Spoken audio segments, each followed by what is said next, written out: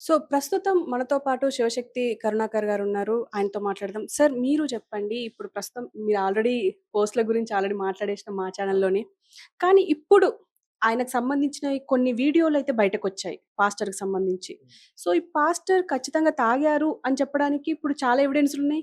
అది కాదు దాన్ని మ్యానిపులేట్ జేసి ఇప్పుడు ఎవరినో తీసుకొచ్చి వాళ్ళు టైమింగ్స్ కూడా కాలిక్యులేట్ జేస్తున్నారు. క్రైస్తవ సమాజం గాని, మేధావులు గాని వాళ్ళ మేధావులు. సో, దీని గురించి మీరేం జెప్తారు? కాలిక్యులేట్ చేస్తే మంచిదే. మొత్తం పక్కా ఆధారాలతోనే పోలీసులు రిలీజ్ చేస్తున్నారు.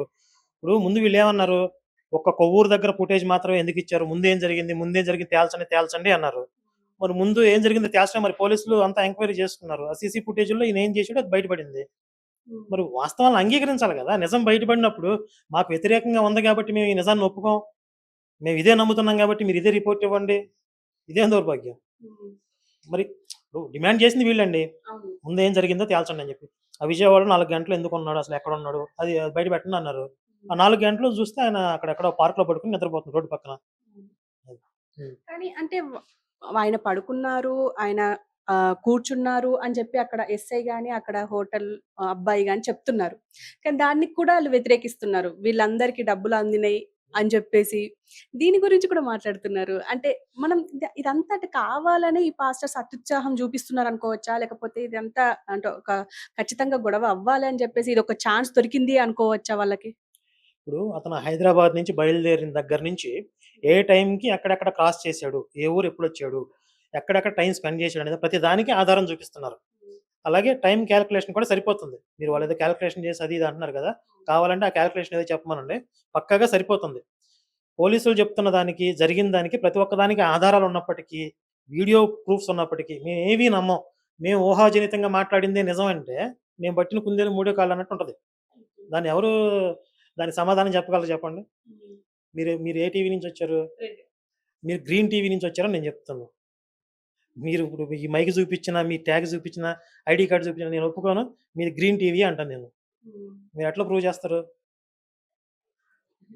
అంటే ఇగ ఆహ్, అంటే వితండవాదానికి మనమేం సమాధానం చెప్పలేము. ఆ! అండ్ వీళ్ళు అంటే కావాలనే చేస్తున్నారు అనుకోవచ్చంటారా? ఈ పాస్టర్స్ గాని, ఇప్పుడు క్రైస్తవ సమాజంలో కొంతమంది. అంటే దీంట్లో రకరకాల కేటగరీలున్నాయి. ఇప్పుడు హ్మ్. 'కేఏ పాలు', 'హర్ష కుమారు' వీళ్ళిద్దరూ ఏంటంటే రాజకీయంగా ఒక సెన్సేషనల్‌గా క్రియేట్ చేద్దామని చూసారు. హ్మ్. ఈ 'కేఏ పాలు' కమెడియన్ తెలిసిందే కదా! ఆ 'హర్ష కుమార్' అనే ఒక వ్యక్తి ఉన్నాడని చెప్పి తూర్పుగోదావరి జిల్లాలో గోదావరిలో మర్చిపోయారసలాయన్ని. హ్మ్. ఇప్పుడు నేను ఒకడున్నాను గుర్తించండి అని చెప్పి ఒక కాంట్రోవర్షియల్ స్టేట్మెంట్ ఇచ్చాడు. హ్మ్.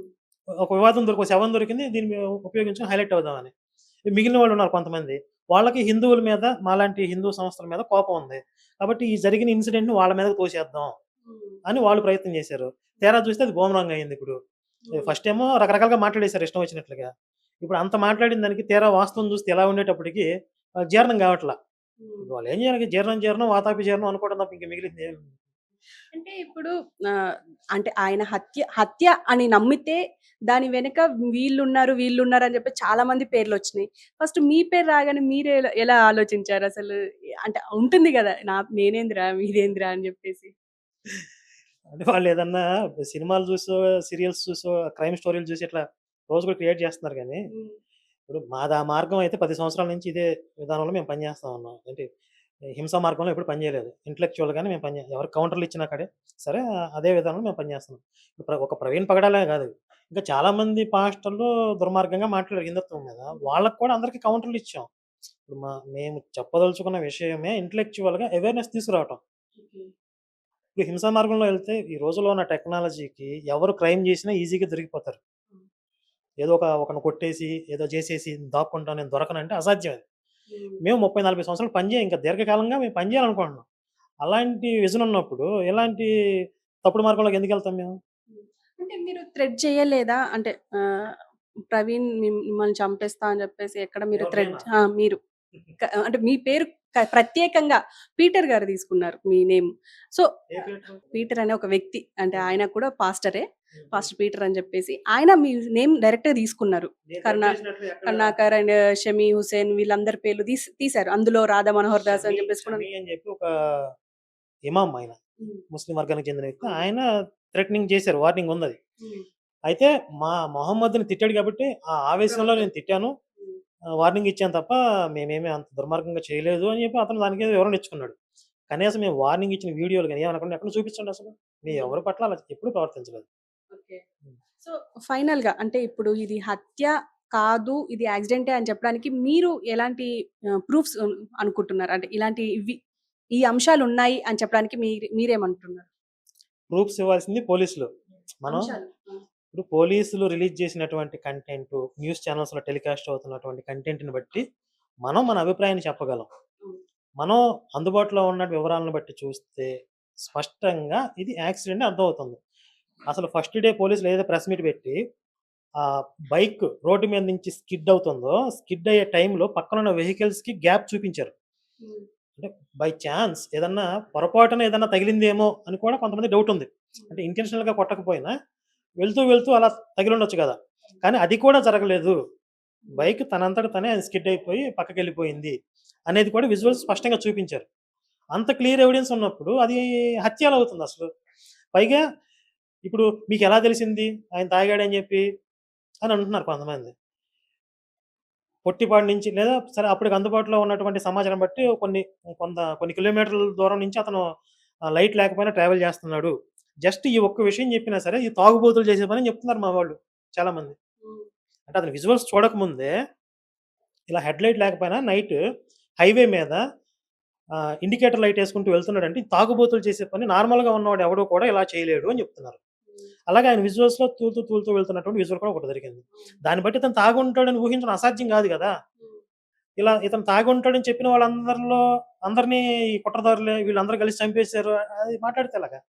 కానీ అతను తాగలేదు అని అంటే తాగాడు అని చెప్పడానికి కూడా ప్రూఫ్ లేదు. ఎందుకంటే ఇవాళ ఎస్ఐ మాట్లాడిన వీడియోలో చూస్తే మాత్రం ఆయన నీరసంగా ఉన్నారు అని చెప్పారే గాని, ఈవెన్ అబ్బాయి కూడా నీరసంగానే ఉన్నారు అని చెప్పారు గాని, అసలు ఆయన తాగాడు అని చెప్పి స్పష్టంగా చెప్పలేదు. అంటే ఒక అబ్బాయికి ఇంకో అబ్బాయి తాగాడా లేదా అని చెప్పేసి ఈజీగా తెలుస్తుంది. అంటే మా అంచనా ప్రకారం.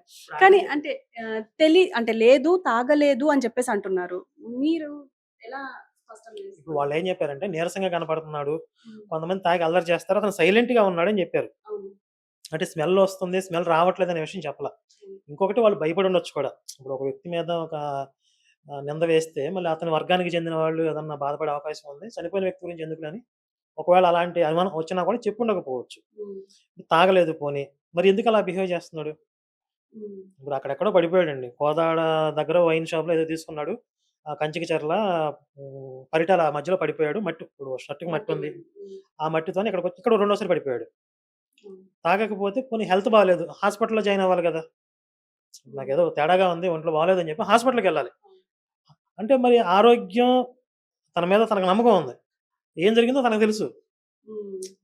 మరి అక్కడ తాగలేదు పోనీ అక్కడ వైన్ షాప్‌లో మద్యం తీసుకున్నది క్లియర్‌గా తెలుస్తుంది గదా! ఇప్పుడు కోదాడలో కూడా కొన్నాడో లేదో అనే విషయాన్ని ఫుటేజ్‌లతో సహా రేపో ఎల్లుండో వచ్చేస్తాయి. హ్మ్. ఎందుకంటే ఇప్పుడు బ్యాంక్ స్టేట్‌మెంట్‌లో అతను ఎక్కడెక్కడ పే చేసాడో తెలిసిపోద్ది. ఏ పెట్రోల్ బంక్‌లో ఆయిల్ కొట్టించుకున్నాడు, ఏ వైన్ షాప్‌లో మద్యం తీసుకున్నాడు. ఆ పేమెంట్‌లుంటాయి గదా! హ్మ్. దాన్ని బట్టి ట్రేస్ చేసేస్తారు. అంటే ఇక్కడ ఆయనని థ్రెట్ చేశారు. కావాలనే ఆయనను బెదిరించి ఉండొచ్చు. అంటే వీళ్ళు కొన్ని క్వెషన్స్ రైజ్ చేస్తున్నారు. వీళ్ళు ఖచ్చితంగా ఆయనను బెదిరించి లేకపోతే గన్ను చూపించో ఆయనని వైన్ కొనేలాగా చేసి ఇదంతా ఫుటేజ్ క్రియేట్ చేశారు.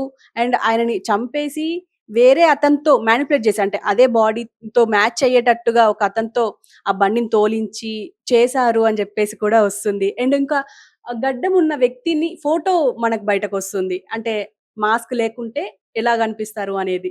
అంటే ఇవన్నీ వాళ్ళు మానిప్యులేట్ చేస్తున్నారా? లేకపోతే ఇంకెవరైనా మానిప్యులేట్ చేసే అవకాశం ఉంది అంటున్నారా? మాస్క్ లేకుండా ఎలా ఉంటాడని ఊహాత్మక చిత్రాన్ని విడుదల చేశారు అవును. వీళ్ళు. ఆ! హ్మ్. ఇప్పుడు అంతకుముందు కూడా ఒక వీడియో రిలీజ్ చేశారు. ఎక్కడో రోడ్డు పక్కన ప్రవీణ్‌ని కొట్టి చంపేస్తున్నారు. అది ఫేక్ అని తెలిసిన తర్వాత. హ్మ్. ఆ పార్వతి అని చెప్పి ఒక ఆవిడ మీద ఒకటి ఏశారు. ఇప్పుడు అతను క్షమాపణ చెప్పాడు. నా మీద ఒకటి క్రియేట్ చేశారు. అది ఎవడు రుజువు చేయలేకపోతున్నాడు. అంటే ఇదంతా ఒక ఆర్గనైజ్డ్‌గా ఒక సిస్టమ్ నడుస్తుంది ఎనకాల. మీకు అర్థమవుతుంది గదా! గన్ను పెట్టి బెదిరించి "నువ్వు వైన్ షాప్‌కెళ్ళి వైన్ కొనుక్కురా" అని ఎవరైనా జెప్పారా? ఈ లోపల కనీసం ఈయన ఫోన్ ఎవరికైనా కాల్ జేయొచ్చు, మెసేజ్ పెట్టొచ్చు. నన్ను ఇట్లా బెదిరిస్తున్నారని జెప్పి. ఆ మాత్రం జేయలేడా? అంత అమాయకుడైన. గన్ను పెట్టి కొనుక్కురా అసలు అంటే జనాల మీద వీళ్ళకున్న అభిప్రాయం చూడండి. వీళ్ళు ఎంత గొర్రెలు. మనం ఏది చెప్తే అది నమ్మేస్తారు.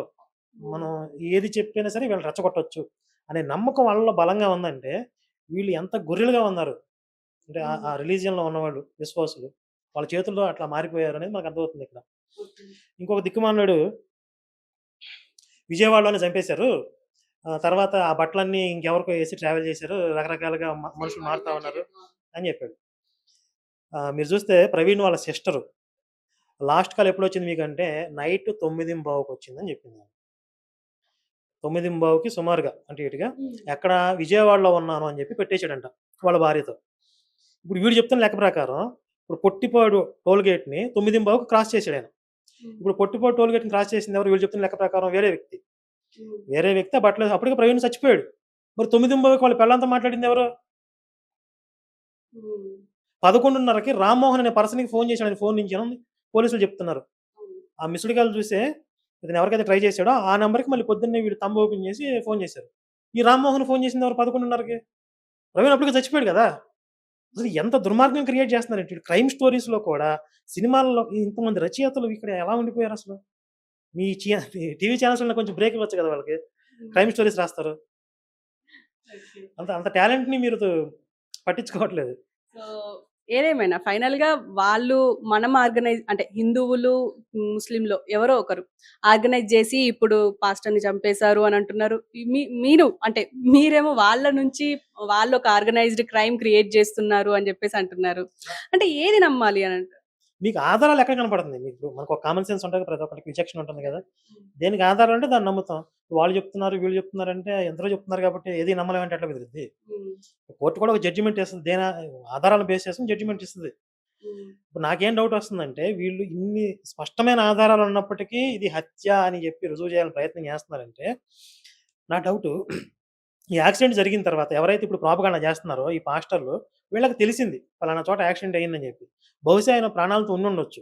వీళ్ళే అక్కడికెళ్లి చంపేసి యాక్సిడెంట్ అయింది కాబట్టి హ్మ్. ఈ కనుఊపిరితో ఉన్న ప్రవీణ్‌ని చంపేసి దీన్ని హత్యగా చేసి రేపొద్దున మనం హిందువుల మీద తోసేద్దాము అని ప్రీ ప్లాన్డ్‌గా వీళ్ళే చేశారని నా డౌట్ వస్తుంది. అంటే ఆ ఫుట్ ప్రింట్ వాళ్ళలో ఏమైనా వాళ్ళది ఆ అయ్యుండొచ్చా? కర్రలు అయన్నీ వాళ్ళే అయ్యుంటాయి. హ్మ్. కాబట్టి ఎవరైతే దీన్ని హత్యగా చిత్రీకరించి, ఈ ప్రాపగాండా చేయాలి, జనాలు రెచ్చగొట్టడానికి ప్రయత్నం చేస్తున్నారో, వీళ్ళందరిని ట్రేస్ చేస్తే, వీళ్ళందరిని పట్టుకొచ్చి 4 ఉతికితే, హ్మ్. అసలు వీళ్ళలో ఎవరు చంపారో తెలిసిద్ది.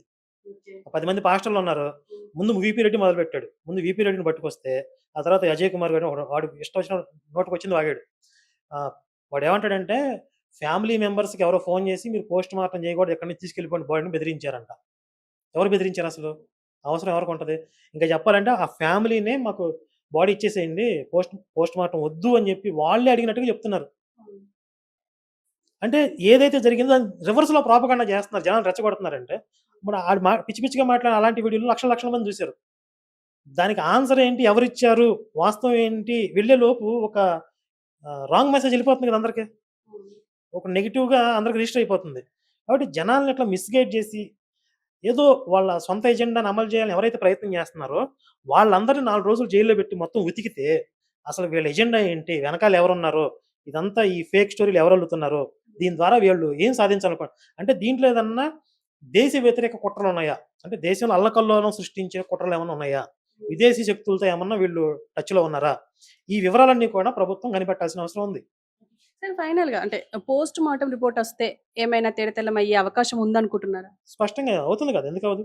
హ్మ్. నా అభిప్రాయం ఏంటంటే పోస్ట్ మార్టం రిపోర్ట్‌లో స్పష్టంగా ఉంది కాబట్టే, ఆ పోస్ట్ మార్టం జరిగేటప్పుడు ఎవరైతే ఫ్యామిలీ మెంబర్సు, ఆ క్రిస్టియన్స్ తరపున ఉన్న డాక్టర్స్ ఉన్నారు. హ్మ్. ఈ వర్గానికి సంబంధించిన వ్యక్తులు ఎవరైతే ఉన్నారో, వాళ్ళెవ్వరూ కూడా ఇది హత్య అని బయటకొచ్చి మాట్లాడల. వాళ్ళకి అర్థమైపోయిందక్కడ. అవును. ఎవరైతే పోస్ట్ మార్టంకి సంబంధం బయట వాగుతున్నారో వీళ్ళే రెచ్చిపోతున్నారు. హ్మ్. ఇప్పుడు వాళ్ళ వైఫ్ కూడా ఏమంది? నేను క్షమించేస్తున్నాను. సరే వాళ్ళకర్థమైపోయింది. వాళ్ళు అక్కడితో విరమించేసుకున్నారు. హ్మ్. కానీ బయట ఈ పిచ్చి కుక్కలకి అర్థం కావట్లేదు.